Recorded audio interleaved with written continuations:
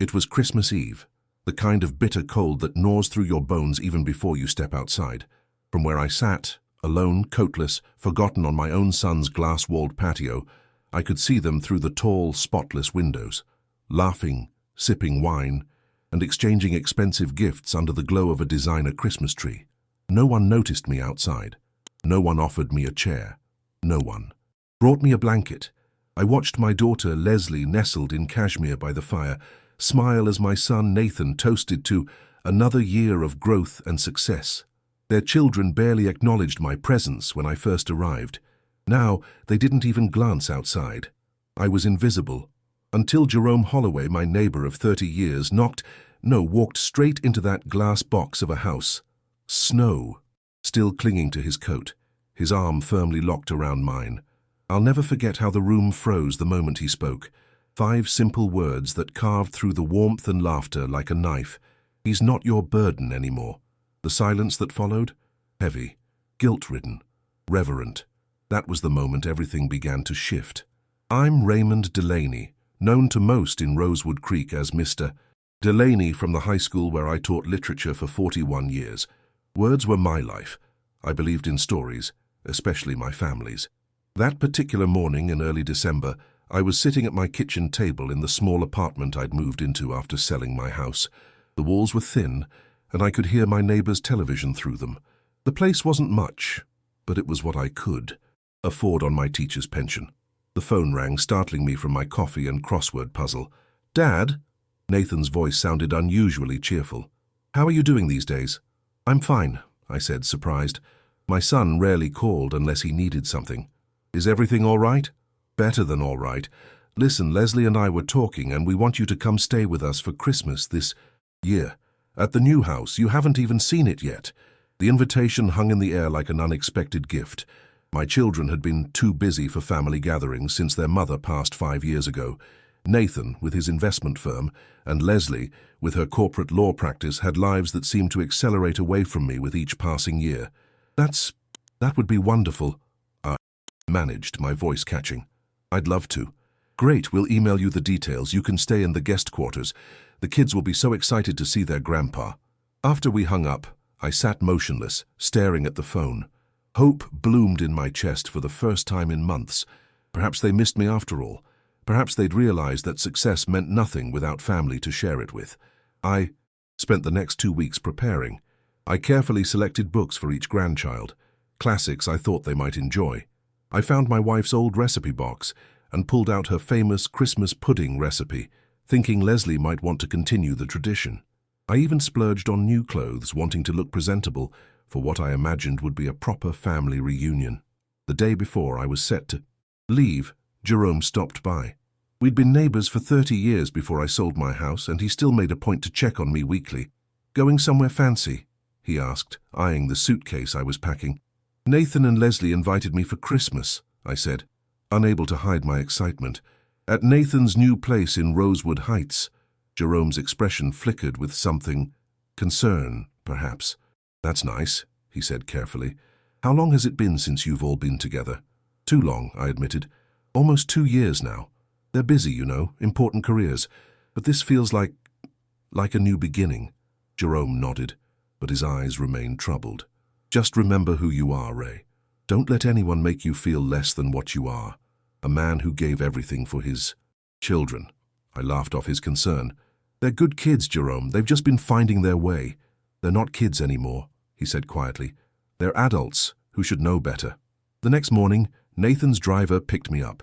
Not Nathan himself, but a stone-faced young man who barely spoke 2 words to me. As we drove through town toward the affluent hills where my son now lived, I watched Rosewood Creek's familiar streets pass by. The old theater where I'd taken the children to see Christmas movies, the park where I'd taught them to ride bikes, the high school where I'd spent my career, and where both of them had graduated with honors. Memories flashed like scenes from a film I'd watched too many times.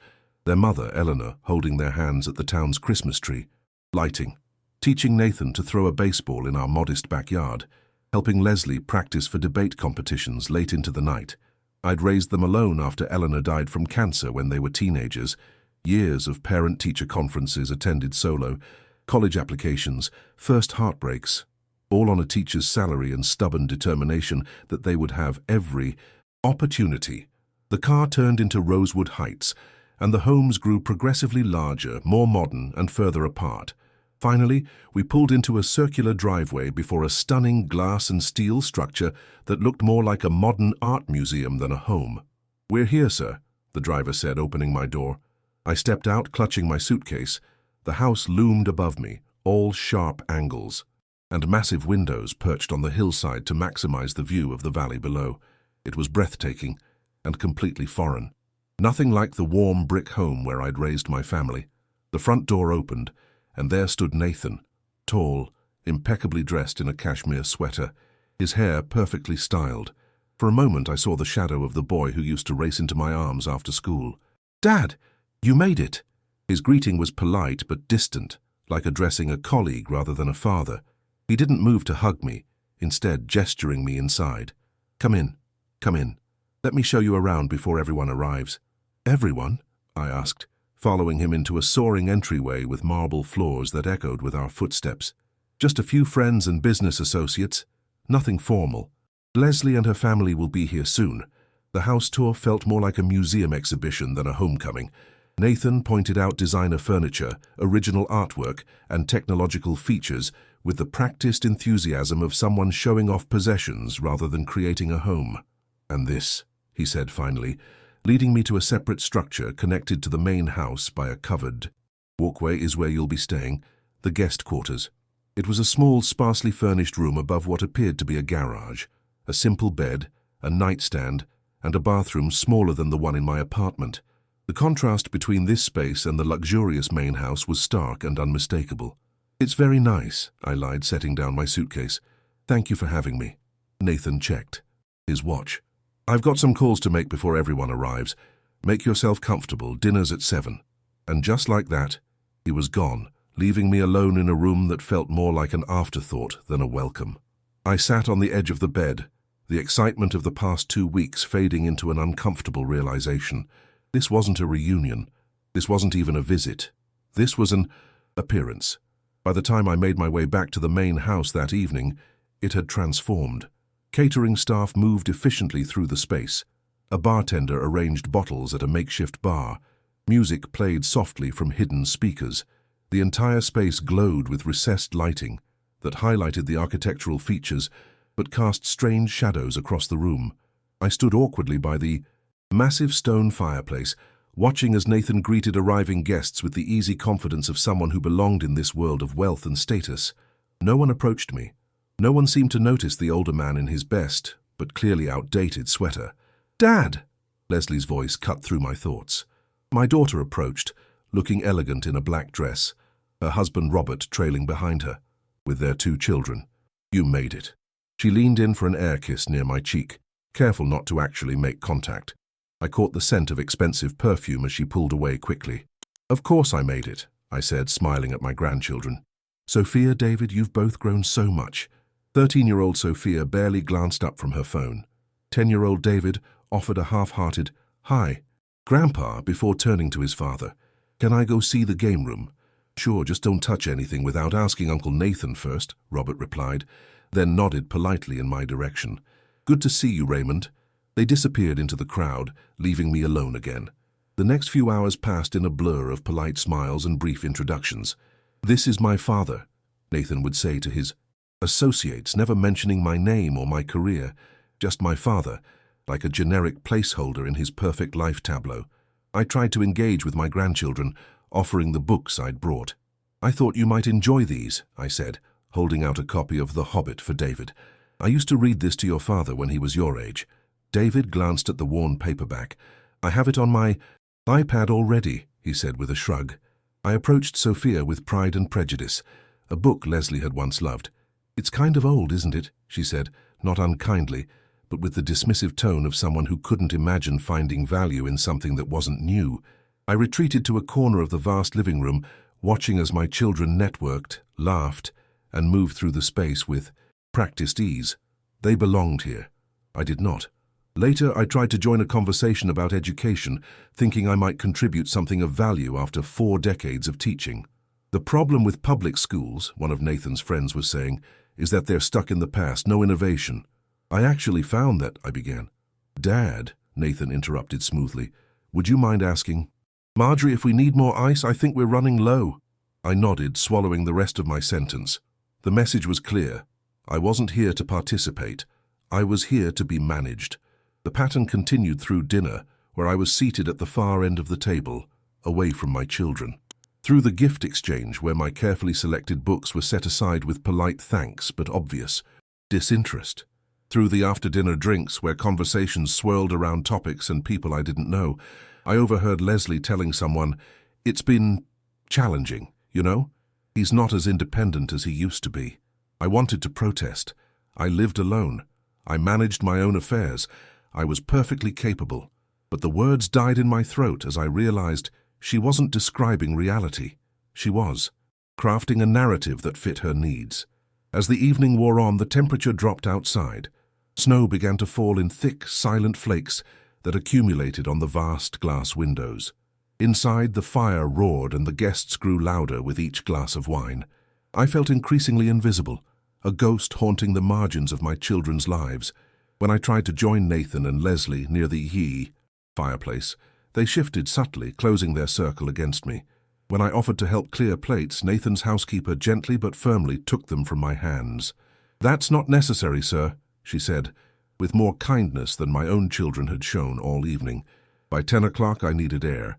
The noise, the forced smiles, the pretense that I was welcome here, it all became too much. I slipped outside onto the patio, thinking I'd stay just long enough to clear my head. The door closed behind me with a soft click. The cold hit me immediately, cutting through my thin sweater.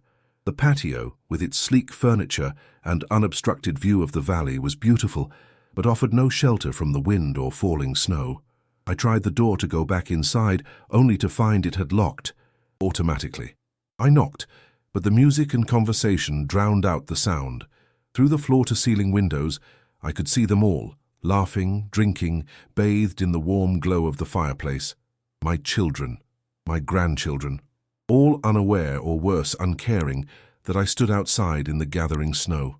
I moved to one of the patio chairs and sat down, thinking someone would notice me soon. Wrapped my arms around myself, watching my breath form clouds in the freezing air. Minutes passed. Then an hour. My fingers grew numb. My teeth chattered. Still, no one looked out. No one noticed the old man slowly freezing on the other side of the glass.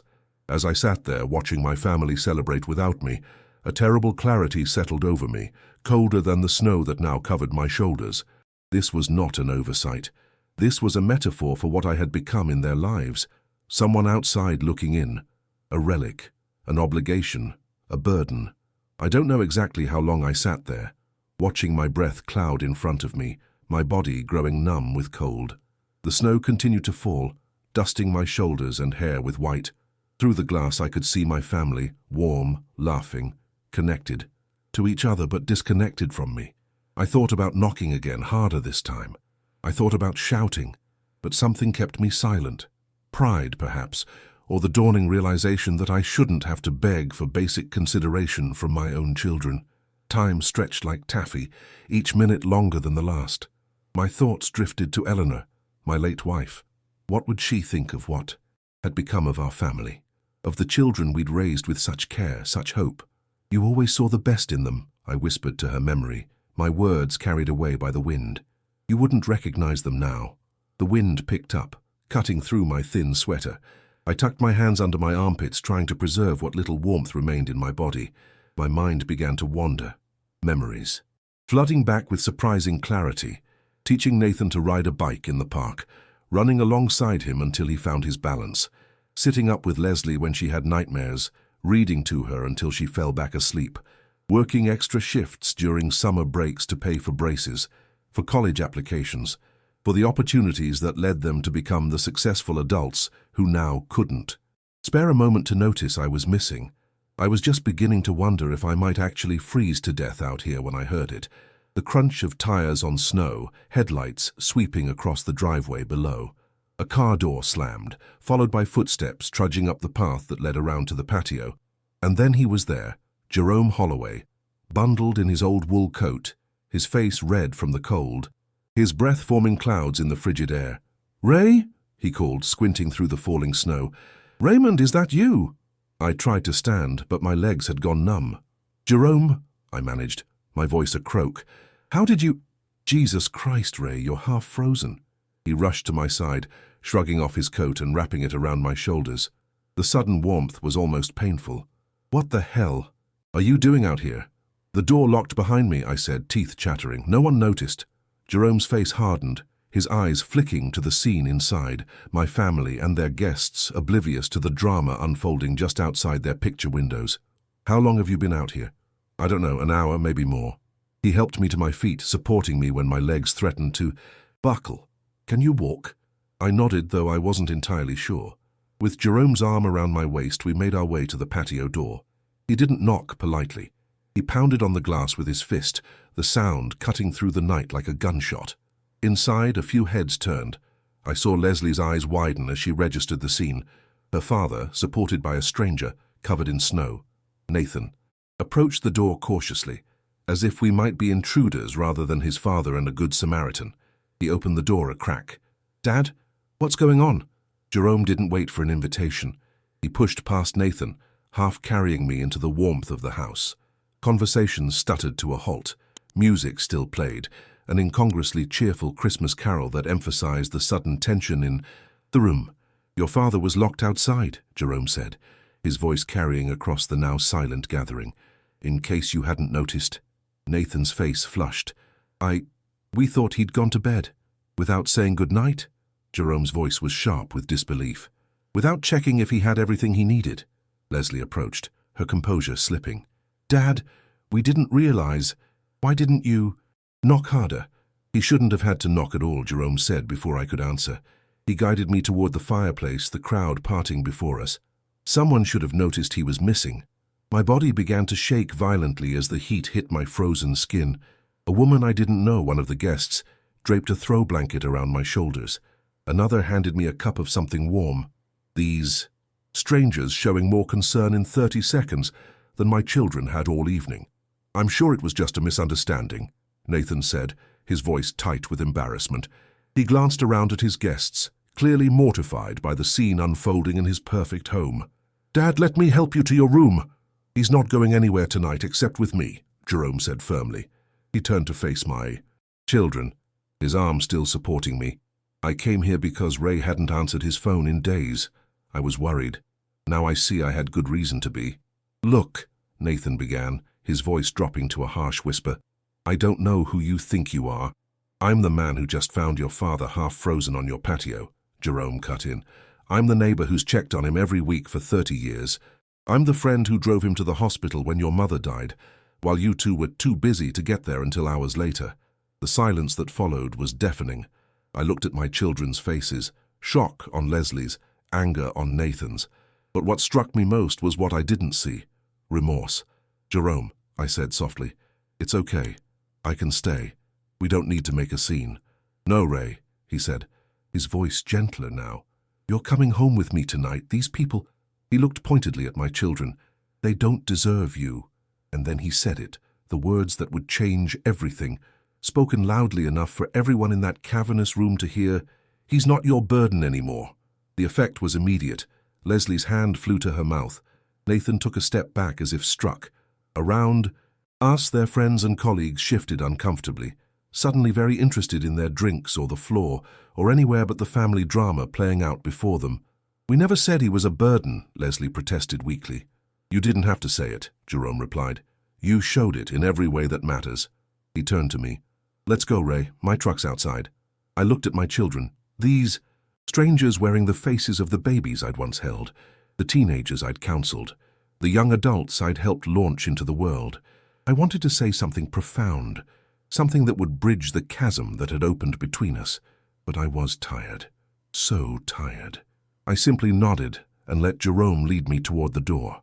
"Dad, wait," Leslie called, following us. "You can't just leave. It's Christmas Eve." I paused at the threshold, snow still melting from my hair. "I was already gone, Leslie. You just didn't notice." Outside, the snow continued to fall, covering the world in a clean, forgiving white. Jerome helped me into his old truck, cranking the heat to full blast. As we pulled away from Nathan's glass house on the hill, I didn't look back. I didn't need to. I already knew what I'd see. A perfect tableau of success and wealth, missing only one thing: heart. Jerome's home was everything Nathan's was not. Modest, cluttered, lived in. The small brick bungalow near the old train tracks hadn't changed much in the 30 years I'd known him. Books still overflowed the shelves, family photos crowded every surface, and the ancient radiators clanked and hissed as they pumped heat. Through the rooms. "Bathrooms down the hall if you want a hot shower," Jerome said, hanging up our coats. "I'll find you some dry clothes." I stood in the entryway, still shivering despite the warmth. The contrast between this welcome and the one I'd received from my own children left me disoriented, adrift in a sea of emotions I couldn't name. "Jerome," I said, my voice unsteady, "I don't know how to thank you." He waved away my gratitude. "Don't thank me, just get warm. We can talk in the morning." The hot shower helped, washing away not just the chill, but something deeper, the pretense, perhaps, that I still had a place in my children's lives.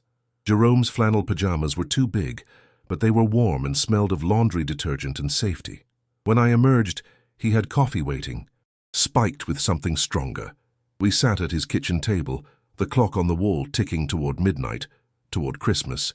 "I should have listened to you," I said after a while, "when you warned me about moving in with Nathan." Jerome shrugged. "You wanted to believe the best about them. That's not a character flaw, Ray." "No, but it is a kind of blindness," I replied. "I kept making excuses for them, for how they treated me. I kept thinking if I was just patient enough or useful enough or invisible enough when they wanted me to be." My voice broke. "I thought they still loved me." "They do love you," Jerome said, but without much conviction. "They just don't know how to show it anymore. They've forgotten what matters." We sat in companionable silence, sipping our doctored coffee as Christmas Eve slipped into Christmas Day. No fancy gifts, no catered dinner, just two old friends finding comfort in each other's company. "You can stay here as long as you need," Jerome said as he showed me to his spare room. "This house has always been too big for just me anyway." I slept deeply that night, exhaustion pulling me under like a tide. When I woke, sunlight was streaming through unfamiliar curtains, and for a moment I couldn't remember where I was. Then it all came flooding back. The cold, the rescue, the 5 words that had finally stripped away my illusions about my children. I found Jerome in the kitchen, making pancakes. "Merry Christmas," he said, sliding a plate toward me. "Hope you're hungry." "Starving," I admitted, realizing I'd barely eaten the night before. We were halfway through breakfast when my phone rang. Nathan's name flashed on the screen. I stared at it, fork suspended in midair. "You don't have to answer," Jerome said quietly, but I did. Some habits die hard. "Hello? Dad?" Nathan's voice sounded strained. "Where are you? We were worried." The absurdity of this statement after what had happened almost made me laugh. "I'm at Jerome's." "Look, about last night." "I don't want to talk about last night," I interrupted, surprising myself with my firmness. "Not today." A pause. "Then when?" "We need to discuss arrangements for—" "Arrangements?" I echoed. "Is that what I am to you now? An arrangement?" Another pause, longer this time. "That's not what I meant. We just want to make sure you're taken care of." "I am taken care." So I said, looking at Jerome, who gave me an encouraging nod. Better than I have been in a long time. After I hung up, Jerome refilled my coffee cup. "You okay?" I considered the question carefully. Was I okay? My children had revealed themselves to be strangers. My place in their lives had been exposed as performative at best, burdensome at worst. I should have been devastated, but sitting in Jerome's warm kitchen, with pancakes and coffee and simple human kindness, I felt something unexpected, relief. The pretending was over, the striving for approval, for inclusion, for love that shouldn't have to be earned. It was finished. "I think I will be," I said finally. Over the next few days, a strange peace settled over me. Jerome and I fell into an easy routine. We'd have coffee together in the mornings, share the newspaper, then go about our day. Sometimes we'd watch old movies in the evening or play chess. Nothing fancy, nothing false. Leslie called twice. Nathan sent 3 texts. I responded politely but briefly. I wasn't ready to see them, to hear their excuses or worse, their pity. On the 3rd day after Christmas, a knock came at Jerome's door. He answered it while I remained. In the living room, half hidden behind my book, a young woman stood on the porch, her face vaguely familiar. "Mr. Holloway," she said, "I'm Amanda Chen from the Rosewood Gazette. I was hoping to speak with Mr. Delaney." Jerome glanced back at me, eyebrows raised in question. I nodded cautiously. Amanda stepped inside, removing her hat and gloves. "I was at your son's Christmas party," she explained. "I'm a friend of one of his colleagues. What happened that night?" She paused, seeming to search for the right words. "It stuck with me. I'm writing a piece about elder isolation during the holidays, and I wondered if you might share your perspective." I hesitated. "I'm not sure my children would appreciate that." Amanda's expression softened. "This isn't about exposing them, Mr. Delaney. It's about starting a conversation, about helping other families avoid what happened to yours." I looked at Jerome, who shrugged. "Your call, Ray." I thought about all the years I'd spent teaching literature, helping young people find meaning in stories, encouraging them to see the humanity in characters different from themselves. Maybe my story could serve a similar purpose now. "All right," I said, gesturing for Amanda to sit. "What would you like to know?" She interviewed me for nearly 2 hours, about my life, my career, my wife's death, about watching my children grow distant as they grew successful, about that night on the patio and Jerome's rescue. I spoke honestly but without bitterness. These were simply the facts of my life now. Before she left, Amanda asked one final question. "What would you want your children to know if they read this article?" I considered this carefully. I'd want them to know that I'm proud of their success. I always have been, but I'd also want them to understand that wealth isn't just about money. It's about richness of spirit, of connection. You can live in a glass mansion and still be the poorest person in town. After she left, Jerome handed me a beer. "You sure about this? Going public?" I took a long drink. "No, but I'm sure about not being invisible anymore." Amanda's article appeared in the Rosewood Gazette on New Year's Eve. Jerome brought in the paper with the morning mail, his expression unreadable as he handed it to me. "Front page," he said simply. The headline read, "Forgotten Fathers of Rosewood, the Hidden Costs of Success." Beneath it was a photo of me, not a current one, but one from my teaching days, standing in front of a classroom, chalk in hand, eyes bright with purpose. I didn't remember anyone taking it, but there I was, captured in a moment when I still felt valuable. My hands trembled slightly as I began to read. Raymond Delaney spent 41 years teaching literature at Rosewood High School. He raised 2 children alone after his wife's death, working extra jobs to ensure they had every opportunity. Today, those children are among our town's most successful residents. But on Christmas Eve, while they celebrated in the warmth of a multi-million-dollar home, their father sat forgotten on a snow-covered patio, locked out in the cold for over an hour before a neighbor came to his rescue. "He's not your burden anymore," the neighbor told Delaney's children as he helped the shivering 73-year-old to his car. These 5 words, spoken in a moment of righteous indignation, expose a troubling reality many seniors face: the transition from respected parent to inconvenient afterthought. The article continued, weaving my story with statistics about elder isolation, quotes from gerontologists about the psychological impact of familial neglect, and testimonials from other seniors who had experienced similar treatment. Amanda had been thorough, compassionate, and devastatingly accurate. "She did a good job," Jerome said, pouring me coffee as I finished reading. "Told the truth without being cruel." I folded the paper carefully. "It's strange, seeing your life reduced to a cautionary tale." "It's more than that, Ray. It's a wake-up call, not just for your kids, but for a lot of people." And he was right. By mid-afternoon, Jerome's phone began to ring. Former students who had recognized my name in the article, neighbors from my old neighborhood, colleagues from Rosewood High, all calling to express outrage, sympathy, support. By evening, my own phone could no longer be ignored. It buzzed incessantly with messages from people I hadn't heard from in years, and of course from Nathan and Leslie. Nathan's text was terse. "A newspaper article, Dad? Really? You've humiliated us." Leslie's voicemail was tearful. "Daddy, please call me. We need to talk about this. People are saying terrible things about us online. This isn't fair." I turned off my phone. "You don't owe them a response," Jerome said, as we sat down to a simple dinner of baked chicken and potatoes. "Not yet anyway." "I know," I replied, "but I'll have to face them eventually." On your terms, though. That's the difference now. The next morning, New Year's Day, the doorbell rang. Jerome answered it, then came to find me in the kitchen where I was washing breakfast dishes. "It's for you," he said. A whole bunch of people. Confused, I dried my hands and followed him to the front door. What I saw there stopped me in my tracks. Standing on Jerome's modest porch and spilling into his front yard were at least 30 people, many holding small packages or flowers. I recognized former students, parents of students, teachers I'd worked with, neighbors from my old street. At the front stood Maria Gutierrez, who had been my student in the late 1990s and now owned the local bookstore. "Mr. Delaney," she said, stepping forward. "We read the article. We wanted you to know that you're not forgotten, not by us."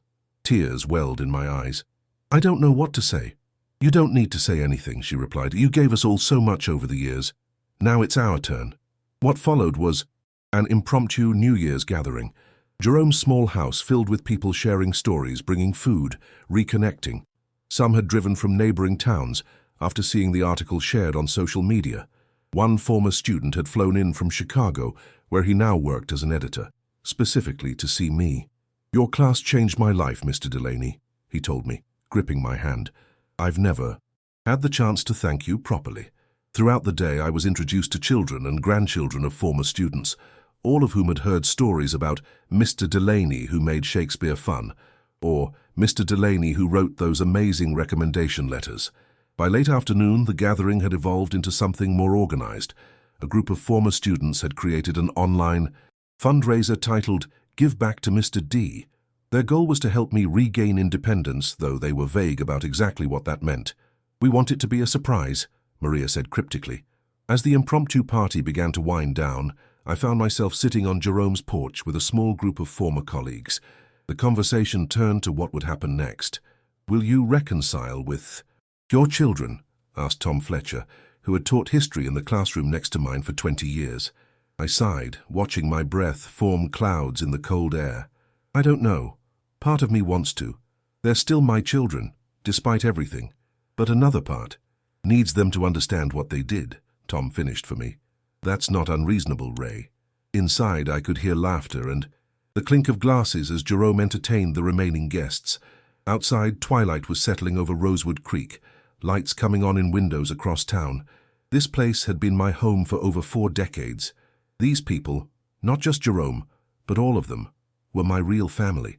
"I think," I said slowly, "that whatever happens with Nathan and Leslie, I'm going to be okay."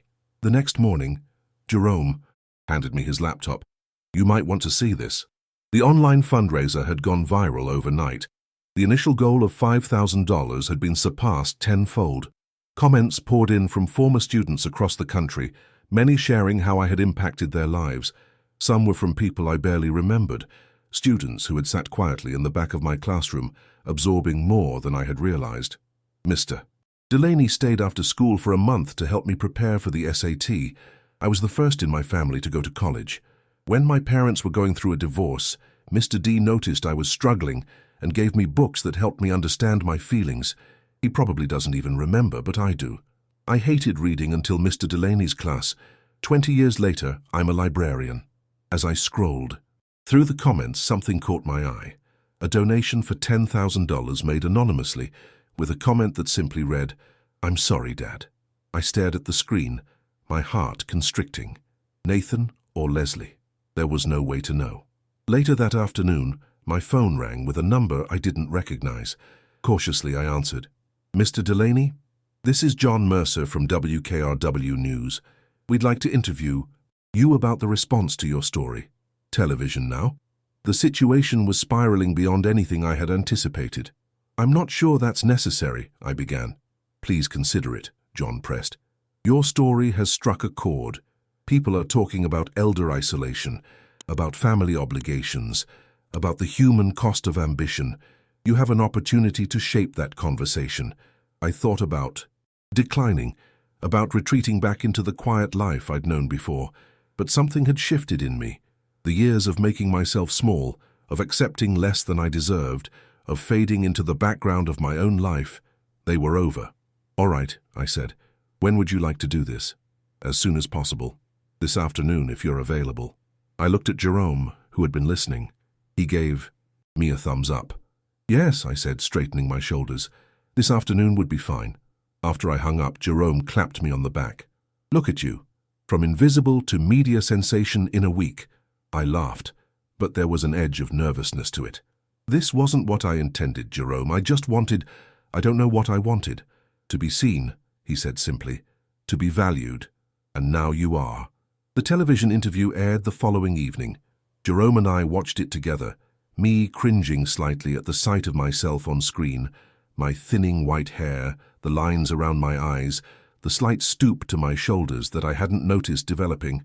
You look distinguished, Jerome assured me, passing me a bowl of popcorn, like someone worth listening to.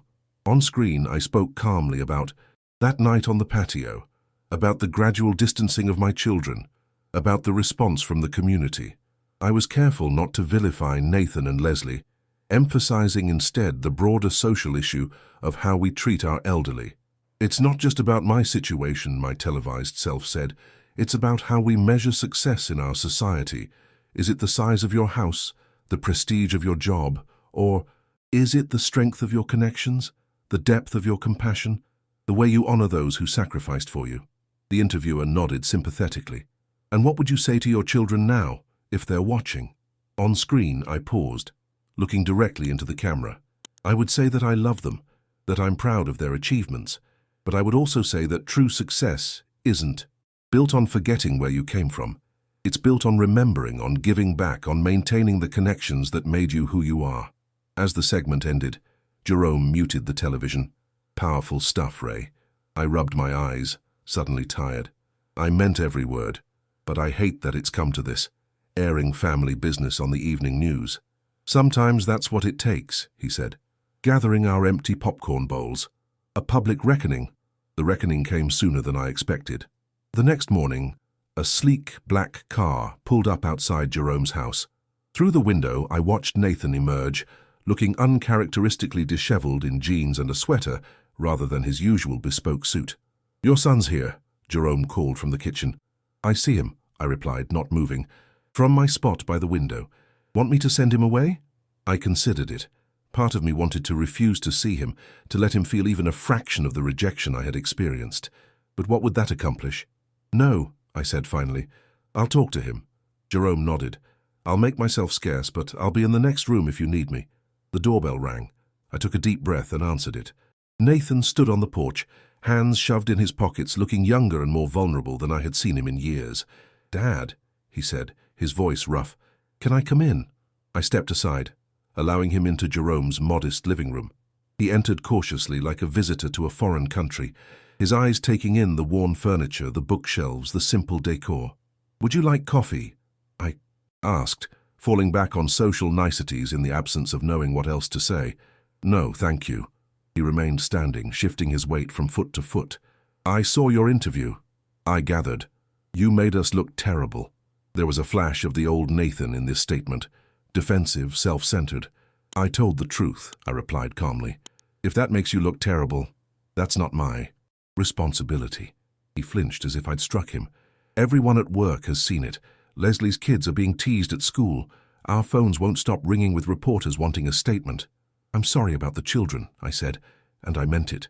They're innocent in all this. Are we? Nathan asked suddenly. Guilty, I mean. The question hung in the air between us. I gestured toward the couch, and we both sat, a careful distance apart. What do you think? I asked. Nathan ran a hand through his hair, a gesture so reminiscent of his teenage self that it made my heart ache. I think we got caught up in our own lives, in building something, in proving ourselves. To whom? To everyone. To ourselves. He paused. To you. This surprised me. To me? Nathan? I was already proud. Of you both. From day one. Were you? He looked at me directly now. Vulnerability and challenge mingled in his expression. Because sometimes it felt like nothing was ever good enough.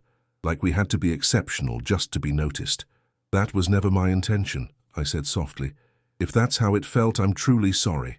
I'm not blaming you, he clarified quickly. I'm trying to understand how we got here. How I became the kind of person who could let his father freeze on a patio while I networked inside. The brutal honesty of this statement created an opening, a crack in the wall that had grown between us. "I don't know," I said, "but I'd like to understand it too." For the next hour we talked, really talked, for the first time in years, about his drive for success, about my perceived expectations, about how the gulf between us had widened so gradually that neither of us had noticed until it was an unbridgeable chasm. "I was trying to build something worthy of your sacrifices," he admitted at one point, "a legacy that would justify everything you gave up for us. All I ever wanted," I told him, "was to be part of your lives, not as a showpiece or an obligation, but as your father, as someone who matters to you." Nathan's eyes grew wet. "You do matter. I've just been terrible at showing it." By the time Jerome peeked in to check on us, something had shifted. Not a resolution exactly, but an opening, a possibility. "Leslie wants to see you too," Nathan said as he prepared to leave. "If you're willing." I nodded. "I am. But Nathan, things can't go back to how they were. I won't be invisible again." "I understand," he said, and for the first time in a long while I believed him. The meeting with Leslie came 3 days later. Unlike Nathan's impromptu visit, she called ahead, her voice hesitant on the phone. "Can we talk, Dad? Somewhere neutral, maybe?" We agreed to meet at Rosewood Park, where I'd once pushed her on the swings and taught her to ride a bike. When I arrived, she was already there, sitting on a bench near the duck pond, wrapped in an expensive coat but looking smaller somehow, less polished than usual. "Thanks for coming," she said as I sat beside her. Her eyes were red-rimmed behind designer sunglasses. "I wasn't sure you would." "I'll always come when my children call," I replied. "That's never changed." She removed her sunglasses, revealing eyes so like her mother's that my breath caught. "But we changed," she said softly. "Didn't we?" "Yes," I agreed. "We did." We sat in silence for a moment, watching a pair of ducks glide across the partially frozen pond. The January air was cold, but still the park nearly empty on this weekday morning. "I saw your interview," she finally said, "and I read the article, and I didn't recognize myself in the person they described, but it was me, wasn't it?" "Parts of you," I said carefully. "Not all of who you are." She bit her lip, a gesture so reminiscent of her childhood self that it made my heart ache. "I keep trying to understand how we got here. When did I become someone who could forget her own father was sitting out in the cold?" "It didn't happen overnight," I said. "These things rarely do. I told myself I was busy, important, that you understood." She shook her head. "But that's not an excuse, is it?" "No," I agreed. "It's not. I'm sorry, Dad." Her voice broke on the words. "I'm so sorry." I reached for her hand, finding it cold despite her expensive gloves. "I know you are. Can you ever forgive me?" It was the question I'd been asking myself since Nathan's visit. Could I forgive them? Should I? The hurt ran deep, the betrayal deeper still. But looking at my daughter now, vulnerable, remorseful, stripped of her professional armor, I saw not just the woman who had forgotten me, but the little girl who had once climbed into my lap after nightmares, who had cried on my shoulder after her first heartbreak, who had danced with me at her wedding, with tears in her eyes. "I'm working on it," I said honestly. "Forgiveness isn't a single moment, Leslie. It's a process, for both of us." She nodded, wiping away tears. "I want to be better. I want my children to see me be better. They adore you, you know. They were devastated when they understood what happened." "I'd like to see them," I said, "on my terms this time." "Of course." She squeezed my hand. "Whatever you need." As we continued talking, snow began to fall, gentle, lazy flakes that melted as soon as they touched the ground. I told her about the fundraiser, about the former students who had reached out, about the community that had rallied around me. She listened with genuine interest, asking questions, engaging with this part of my life she had previously dismissed. "You made such a difference to so many people," she said wonderingly. "All those students, those families, I never really understood the impact you had. Teaching was never just a job to me," I explained. "It was a calling, just like being your father." By the time we parted, the first real steps toward reconciliation had been taken. Not a restoration of what was. That was gone forever, but perhaps the beginning of something new, something more honest and equal. That evening, Maria Gutierrez arrived at Jerome's house with a thick manila envelope. "The surprise is ready," she announced, practically bouncing with excitement. Can you come with us tomorrow morning around 10? Jerome, who clearly knew more than he was letting on, grinned at my confusion. You should say yes, Ray. All right. I agreed cautiously. Where are we going? Maria's smile widened. You'll see. The next morning, a small caravan of cars assembled outside Jerome's house. Maria directed me to ride with her, while Jerome followed in his truck.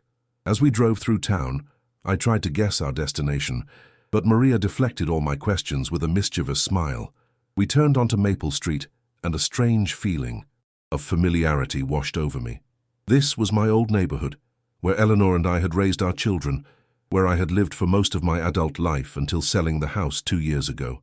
And then I saw it, my old Victorian home with the wide porch and blue shutters, except it couldn't be my house because I had sold it to a young couple who planned to renovate it into a modern open-concept space. Yet here it stood, looking more like itself than it had in years, with fresh paint in the original colors, repaired porch railings, and a new roof that matched the historical style. A crowd had gathered on the lawn. Former students, colleagues, neighbors. Jerome emerged from his truck, grinning broadly. Maria parked and turned to me, eyes shining. Welcome home, Mr. Delaney. I stepped out of the car in a daze. I don't understand. Tom Fletcher stepped forward from the crowd. The fundraiser, he explained. We bought back your house. The new owners hadn't started renovations yet, and when they heard the story, they agreed to sell. But how? I stammered, looking from face to face. It seems you made quite an impression on this town, Maria said. Once the story got out, donations poured in. Former students, parents, colleagues, even anonymous donors. She gave me a meaningful look at this last part. Nathan and Leslie contributed, Jerome confirmed quietly. Significantly. I looked up at the house, my house, feeling overwhelmed. The place where Eleanor and I had built our life together, where we had raised our children, where I had graded papers late into the night and hosted poetry readings on the porch. Home. The deed is in your name, Maria said, handing me the manila envelope. It's yours again, free and clear. No mortgage, no strings attached. I opened the envelope with trembling hands, finding not just the deed, but a thick stack of letters. Dozens of them from former students and colleagues, each sharing memories of how I had impacted their lives. There's more, Jerome said, leading me up the familiar front walk. Take a look inside. He unlocked the door, with my old key, I noticed, and stood aside. I stepped into the entryway, and my breath caught. The interior had been restored, not to some modern designer's vision, but to something very close to how Eleanor and I had kept it. The original hardwood floors had been refinished, the crown, molding preserved. The built-in bookshelves in the living room stood empty, waiting for my books to fill them again. A lot of people pitched in, Jerome explained, as I moved from room to room in stunned silence. Contractors donated time. Stores donated materials. Everyone wanted to be part of bringing you home. In what had been my study, a new desk stood by the window, handcrafted with a small brass plaque that read, "For Mr. Delaney, who taught us the power of words." "This is too much," I whispered, overcome. "No," Maria said firmly. "It's exactly enough. It's what you deserve." As I continued exploring the house, my house, I found other touches that brought tears to my eyes. A framed photo of Eleanor and me on our wedding day, rescued from storage. A quilt made by my former students, each square representing a different book I had taught. A state-of-the-art computer on the desk, "For your memoirs," the card read. In the kitchen, someone had found Eleanor's old recipe box and placed it on the counter. Next to it stood a brand new coffee maker and a fully stocked pantry. "You can move in whenever you're ready," Jerome said. "Everything's set up, but no rush. My spare room is yours for as long as you need it." I turned to the gathered crowd now filling my living room. "I don't know what to say. Thank you seems inadequate." "Then don't say it," Maria suggested. "Write it, teach it, live it. That's all the thanks we need." Later that afternoon, as the crowd began to disperse, I sat on the porch steps, trying to process everything that had happened. A car pulled into the driveway, Nathan's car. He emerged, followed by Leslie. Behind them came their spouses and children. They approached cautiously until I stood and gestured them forward. "We heard about the house," Nathan said. "It's wonderful, Dad." "It is," I agreed. "A fresh start." Leslie looked up at the facade, then back at me. "Mom would be happy to know you're back here." "Yes," I said softly. I think she would. My grandchildren hovered uncertainly until I opened my arms. Don't I get hugs anymore? They rushed forward then, their initial hesitation forgotten. As I embraced them, I caught Nathan and Leslie exchanging a look. Relief, hope, something like wonder. Would you like to come inside? I offered. See what they've done with the place? And so my family, fractured but healing, followed me. Into my restored home. Not as visitors to be tolerated or a burden to be managed, but as what they always should have been. People connected by love, by history, by choice. That night, after everyone had gone, I sat alone in my study, looking out at the familiar view of Rosewood Creek. The lights of the town twinkled below, each one representing a life, a story, connections I had never fully appreciated until now. I opened a new document on the computer and began to type. It was Christmas Eve, the kind of bitter cold that gnaws through your bones, even before you step outside. Spring came to Rosewood Creek, bringing with it renewal in more ways than one. The garden behind my house, once Eleanor's pride and joy, began to show signs of life after years of neglect. I spent hours there remembering her instructions about each plant as I cleared away weeds and turned the soil.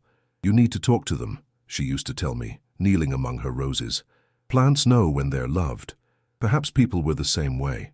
My relationship with Nathan and Leslie evolved slowly, like those tentative spring buds, fragile but persistent. They visited separately at first. Conversations. Still careful, weighted with history. Nathan would bring coffee on Sunday mornings, sitting with me on the porch while we talked about books he was reading, projects at work, memories of his childhood that seemed to surprise him with their clarity. Leslie preferred weekday evenings, often bringing one or both of her children. She started helping in the garden, claiming she wanted to learn what her mother had known about coaxing life from soil. While we worked, barriers gradually dissolved, allowing for more honest conversations. I think I was angry at you, she confessed one evening as we planted tomato seedlings. After Mom died, you seemed so steady, like you could handle anything. It made me feel weak for falling apart. I fell apart too, I told her, just not where you could see. To ask him, why not? Because I thought I needed to be strong for you and Nathan. I patted soil around a fragile plant. Maybe that was a mistake. Maybe you needed to see that grief is normal, that vulnerability isn't weakness. She considered this, hands deep in the earth. I'm trying to be different with my kids, more open. It's not easy. The most important things rarely are, I replied. By early summer, my house had become a gathering place again, not just for my family, but for the community that had restored it. Former students stopped by with books they thought I'd enjoy. Jerome came for dinner twice a week. The local book club asked to meet on my porch, like they had years ago when Eleanor was alive. I began volunteering at the library, leading a weekly discussion group for teenagers, struggling with English. Teaching again in my way felt like coming full circle. Maria convinced me to start writing down my stories, not just about that Christmas Eve, but about my decades of teaching, my marriage, raising children as a widower. These are experiences worth sharing, she insisted, wisdom worth preserving. One warm evening in June, as I sat on my porch working on what was evolving into a memoir, a familiar car pulled into my driveway. Nathan emerged, looking uncharacteristically casual in jeans and a t-shirt. He carried a folder under one arm. Got a minute? He asked, climbing the porch steps. Always, I replied, closing my laptop. Everything okay? He sat in the rocker beside mine, fidgeting with the folder. I've been doing some thinking about my priorities, about what success really means. Oh? He handed me the folder. I'm stepping back from the firm, not retiring, but scaling down, delegating more, making room for other things. Inside the folder were architectural plans. I studied them, confused at first. Then understanding dawned. They were designs for a community center to be built on vacant land near the high school. The Raymond Delaney. Learning Commons, I read from the cover page, my voice catching. It'll have a library, tutoring spaces, meeting rooms, Nathan explained, his words coming faster now. A place where retired teachers can mentor kids who need extra help, where people can connect across generations. He paused. If you approve, of course, it's your name. I stared at the plans, speechless. It's not just a gesture. Dad, he continued, it's atonement maybe, recognizing what really matters. He looked out at the quiet street, shadows lengthening as evening approached. I've spent years chasing the wrong kind of success. And now? Now, I want to build something meaningful, something that honors what you spent your life doing. I studied my son's face, so like mine in some ways, yet shaped by different choices, different priorities. But I saw sincerity there and something else, humility, real change, perhaps. I'd be honored, I said finally. He exhaled, relief evident. There's something else. Leslie and I, we want to have a family dinner. Here, if that's okay. All of us together. No pretense, no showing off, just family. The dinner happened the following weekend. Unlike that Christmas Eve at Nathan's house, this gathering was modest but genuine. Leslie brought her famous lasagna, Eleanor's recipe, she proudly told everyone. Nathan's wife, who I'd barely spoken to before, revealed a talent for baking and arrived with homemade bread. The grandchildren set the table without being asked, chattering about school and friends. We ate in the dining room where countless family meals had taken place over the decades. The conversation flowed naturally, punctuated by laughter and occasionally by comfortable silences. No one checked phones or watches. No one seemed eager to be elsewhere. After dessert, we moved to the porch as twilight settled over Rosewood Creek. Jerome joined us, bringing a bottle of good whiskey to share with the adults while the children chased fireflies in the yard. "Remember when we used to do this every Sunday?" Leslie asked, looking out at her children playing on the lawn where she had once played. "Family dinner, then dessert on the porch?" "Your mother insisted on it," I said, no matter how busy everyone was.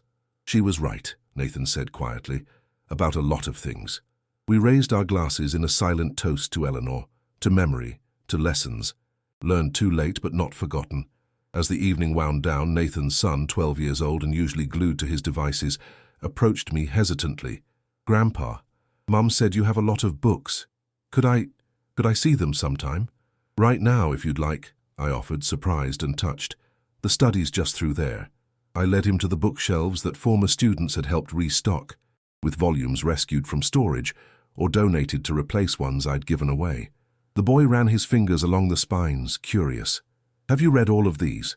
"Most of them," I admitted. "Books have been good friends to me." He pulled out a worn copy of The Hobbit. "Is this good?" "One of the best," I told him. "Your father loved it when he was about your age." "Really?" The boy looked skeptical. "Dad doesn't read much now. People change," I said. "Sometimes they forget what they loved, but they can remember again." I took the book from his hands. "Would you like to borrow it?" He nodded, suddenly shy. "Could you maybe tell me about it first?" And so I found myself sitting in my old armchair, my grandson beside me opening the familiar pages. "In a hole in the ground, there lived a hobbit," I began, the words as fresh as the first time I'd read them. From the doorway I caught Nathan watching us, an expression on his face I couldn't quite interpret. Regret, perhaps, for connections lost, or hope for those being rebuilt. Later, after everyone had gone except Jerome, we sat on the porch in comfortable silence, watching the stars emerge. "Quite a transformation," Jerome observed. "All of it. The house. Your kids. You." "Me?" I echoed, surprised. "Yes, you. The Ray Delaney who moved in with his son would never have stood up for himself the way you have, would never have allowed his story to be told so publicly, would never have accepted help so graciously." I considered this. "I suppose that's true. Being forgotten was painful," Jerome acknowledged. "But it led, you hear, to being truly seen, maybe for the first time in years." The wisdom in his observation struck me deeply. That terrible night on the patio, watching my family celebrate without me, had been a breaking point.